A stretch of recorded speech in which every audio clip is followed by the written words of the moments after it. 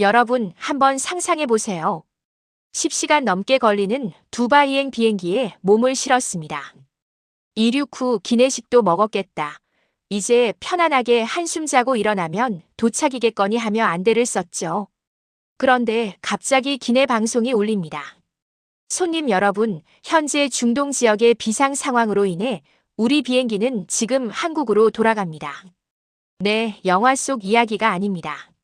바로 어제 인천에서 출발한 대한항공 KE951편에서 실제로 벌어진 일입니다.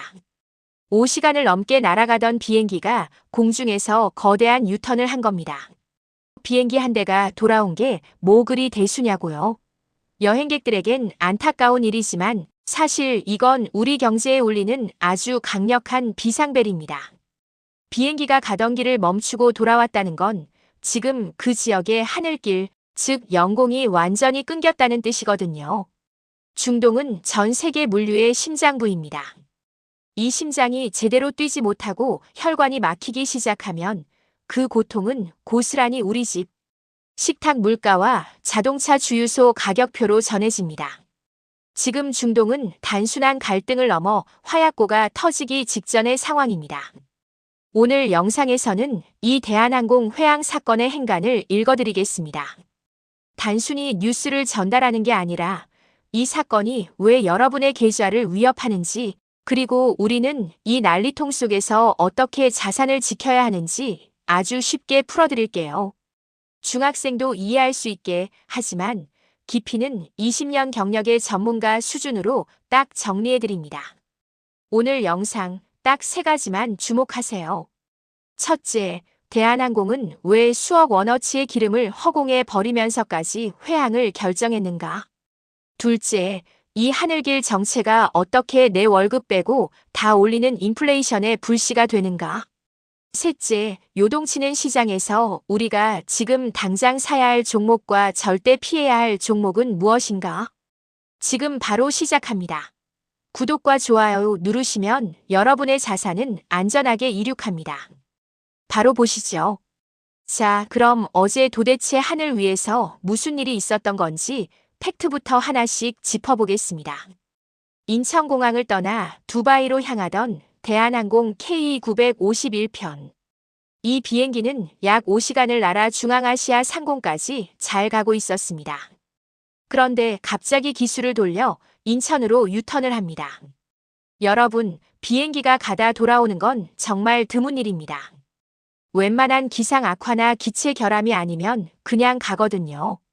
그런데 이번엔 이유가 달랐습니다. 바로 이스라엘과 이란을 중심으로 중동의 하늘길이 순식간에 셔터를 내려버린 겁니다.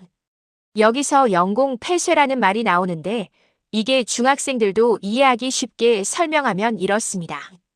우리가 매일 다니는 도로에 갑자기 공사 중 표지판이 뜨면서 왕복 10차선대로가 아예 콘크리트 벽으로 막혀버린 상황인 거죠. 비행기는 정해진 하늘의 고속도로로만 다녀야 합니다. 그런데 중동 국가들이 지금 전쟁 위험이 있으니 우리 집 위로는 지나가지 마 라고 문을 잠가버리면 비행기는 갈 곳이 없어집니다. 다른 길로 돌아가자니 기름이 모자라고 계속 떠있자니 미사일이 날아다닐지도 모르는 위험한 상황인 거죠. 결국 기장님은 가장 안전한 선택인 회항을 결정한 겁니다. 자, 여기서 우리가 체감해야 할 포인트가 있습니다. 비행기가 한번 떴다가 그냥 돌아오면 돈이 얼마나 깨질까요? 항공유 가격, 인건비, 승객 보상금 등을 합치면 한 번의 회항에 수억 원이 공중에서 분해됩니다. 제가 계산해 보니 우리나라 국민 1만 명에게 최고급 한우 세트를 크게 쏠 수 있는 어마어마한 금액입니다. 근데 이게 대한항공만의 문제일까요? 아닙니다. 에어프랑스, 루프트한자 같은 전 세계 1등 항공사들도 지금 중동 근처엔 얼씬도 못하고 있습니다. 어떤 비행기는 평소보다 23시간을 더 돌아서 가느라 기름을 쏟아붓고 있죠. 정리하자면 지금 중동의 하늘은 거대한 주차장 혹은 공사 중인 위험구역이 되어버렸습니다. 단순히 여행이 늦어지는 수준이 아니라 전 세계를 잇는 가장 빠른 물류 통로에 심각한 동맥 경화가 온 겁니다. 자, 그럼 이 동맥 경화가 왜 비행기표 값을 넘어 우리 집 식탁 물가까지 위협하는지 아주 무서운 진실을 알려드리겠습니다. 여러분, 난 당분간 해외여행 안 갈 거니까 상관없어라고 생각하시나요? 천만의 말씀입니다. 비행기가 회항하고 하늘길이 막히는 건 단순히 우리 여행 스케줄이 꼬이는 문제가 아닙니다. 비행기 아래쪽 화물칸을 생각해 보세요. 거기엔 여러분의 여행 가방만 있는 게 아닙니다. 우리나라의 먹거리인 반도체, 신선도가 생명인 의약품, 그리고 아주 비싼 정밀 부품들이 실려 있습니다. 항공 물류는 전체 물동량의 1%도 안 되지만 금액으로 따지면 전 세계 무역가액의 35%를 차지합니다. 즉, 가장 비싸고 급한 물건들이 지금 하늘에서 길을 잃은 겁니다. 물류 마비와 인플레이션에 부할 하늘길이 막히면 어떤 일이 벌어질까요? 원래 10시간이면 갈 거리를 우회해서 15시간 걸려 간다고 칩시다. 비행기는 자동차처럼 길가 주유소에서 기름을 넣을 수 없죠. 이륙할 때 그만큼의 기름을 더 실어야 합니다.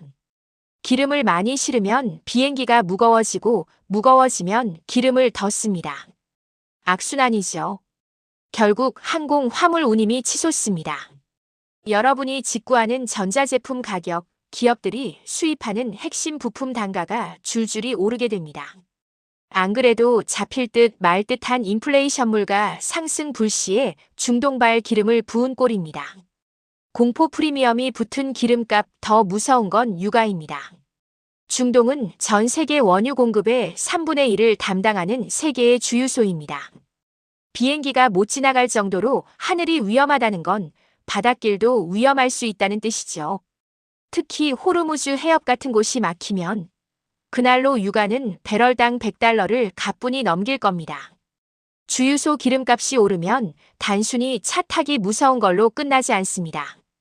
공장을 돌리는 비용, 비닐하우스 난방비, 택배비까지 다 오릅니다.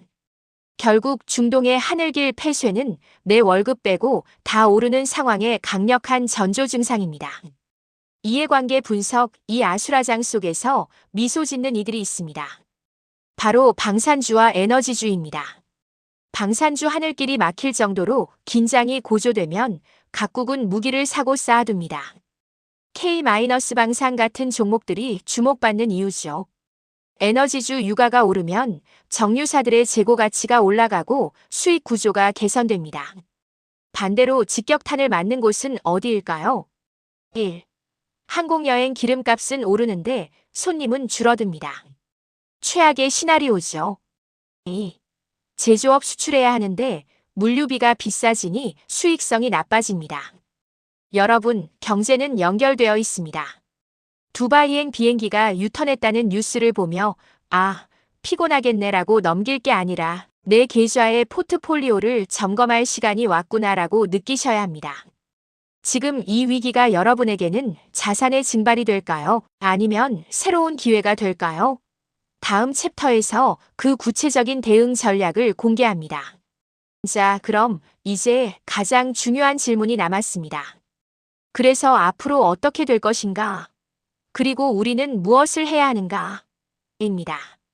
경제 분석가로서 저는 지금의 상황을 두 가지 시나리오로 나누어 보고 있습니다.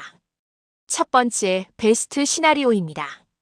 극적으로 국제사회의 중재가 성공해 휴전 협상이 이루어지는 거죠. 이 경우 닫혔던 하늘길은 즉시 열립니다. 돌아갔던 비행기들이 다시 제 노선을 찾으면 항공사들의 추가 비용 지출이 멈추고 공포 프리미엄이 빠지면서 유가와 항공주가 제자리를 찾게 될 겁니다. 억눌렸던 여행 수요가 폭발하며 관련 주식들이 강하게 반등할 수 있는 타이밍이죠. 두 번째, 우리가 가장 경계해야 할 워스트 시나리오입니다. 바로 확전입니다. 단순히 영공을 닫는 수준을 넘어 전 세계 원유의 동맥이라 불리는 호르무즈 해협까지 봉쇄되는 상황이죠. 쉬운 비유, 이건 수도꼭지가 잠기는 게 아니라 아예 아파트 단지 메인 배수관이 터지는 것과 같습니다. 이렇게 되면 유가는 배럴당 $100를 가볍게 넘길 것이고 여러분이 주유소에서 치킨 한 마리 시켜 먹을 돈으로 기름 10리터도 채 못 넣는 무시무시한 상황이 현실이 될 수 있습니다. 물가는 걷잡을 수 없이 뛰고 금리 인하 기대감도 물 건너가게 되죠. 액션 플랜 1. 여행 계획자라면 지금 당장 중동이나 유럽행 티켓을 들고 계신 분들 혹은 계획 중인 분들은 리스크 관리 모드에 들어가야 합니다. 항공권의 천재지변 및 불가항력에 따른 환불 규정을 반드시 재확인하세요.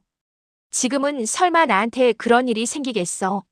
라는 낙관론보다 만약의 사태에 대비한 플랜 B를 짜두는 것이 내 소중한 휴가비와 시간을 지키는 길입니다. 액션 플랜 2. 투자 전략은 주식 창을 보고 계신 분들께 드리고 싶은 말씀은 딱 이겁니다.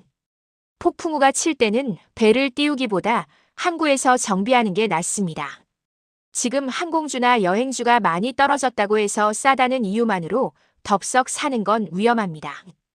어디가 바닥인지 모르는 상황에서 떨어지는 칼날을 잡는 격이 될 수 있거든요. 오히려 지금은 유가 상승에 방어력이 있는 에너지 ETF나 금 같은 안전자산, 그리고 무엇보다 현금 비중을 늘려가며 시장을 관망하는 지혜가 필요합니다.